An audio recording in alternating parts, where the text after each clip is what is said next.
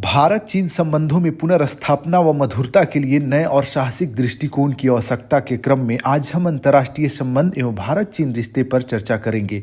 कुछ विद्वान व निंदक जो तर्क देते हैं कि कूटनीति व अंतर्राष्ट्रीय संबंध में आदर्शवाद का कोई स्थान नहीं है, जबकि विश्व में परिपक्व नेताओं की पहचान यह होती है कि वे विवादों व संघर्षों को शांतिपूर्ण तरीके से हल करते हैं। इस परिपक्वता के मानदंड पर प्रधानमंत्री नरेंद्र मोदी और चीन के राष्ट्रपति शी जिनपिंग ने प्रशंसनीय प्रदर्शन किया है। दोनों देशों के बीच 2020 में गलवान घाटी में हुई हिंसक झड़प के कारण उत्पन्न सैन्य गतिरोध का अंत इसलिए हुआ क्योंकि दोनों का राजनीतिक समर्थन मिला और दोनों देशों की सैन्य और कूटनीतिक टीमों के बीच लंबे और धैर्यपूर्वक वार्तालाप हुआ।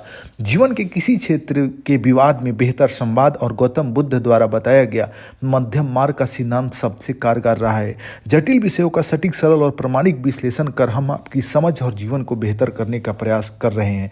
अन्य वीडियो देखें, सब एक दूसरे से जुड़े हैं। भारत और चीन दोनों सभ्यताओं के हजारों वर्षों के इतिहास में ऐसा कुछ भी नहीं है जो भारत और चीन को शत्रु और प्रतिद्वंदी बनने के लिए मजबूर करता हो, बल्कि इन सभ्यताओं के गहरे रिश्ते और गहन बुद्धिमत्ता दुनिया के दो सबसे अधिक जनसंख्या वाले देशों को मानवता के कुछ उच्च आदर्शों की सेवा करने की आवश्यकता बताती है, जैसे शांति, समावेशी वैश्विक विकास जो हर जगह गरीबी उन्मूलन को प्राथमिकता देता है, लोकतांत्रिक वैश्विक शासन, जलवायु संकट से पृथ्वी को बचाना और पूरी मानव जाति का सांस्कृतिक और आध्यात्मिक पुनरुत्थान करना आदि।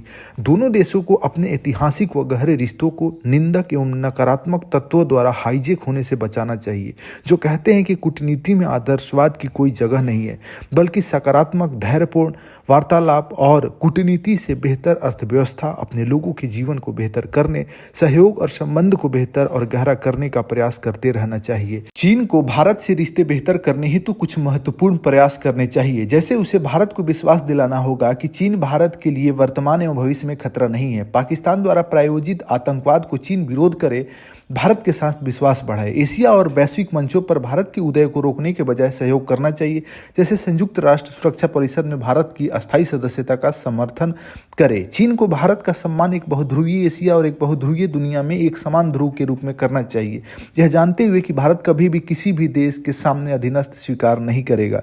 चीन से रिश्ते बेहतर करने हेतु भारत को भी प्रयास करने चाहिए। भारत को भ्रामक धारणा से प्रेरित नहीं होना चाहिए और न ही चीन खतरे से निपटने हेतु अमेरिका से हाथ मिलाना चाहिए।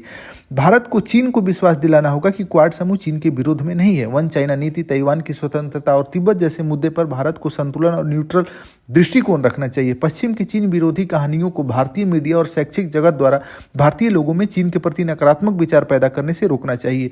कुछ विशेषज्ञों का मानना है कि चीन लोगों में भारत के प्रति इतनी नकारात्मक भावना नहीं है जितनी भारत में चीन के प्रति। दोनों देश मिलकर बेहतर कर सकते हैं।